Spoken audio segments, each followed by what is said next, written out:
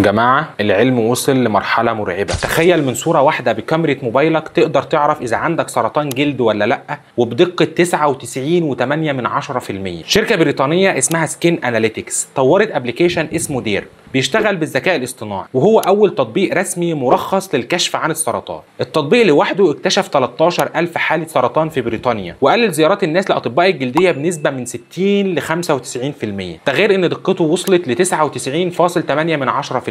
الابليكيشن ببساطة بيقدر يساعد في تشخيص المرض في بدايته، يعني علاج أسرع وفرص نجاة أكبر. والغريب إنه بيشتغل ببساطة شديدة جدا.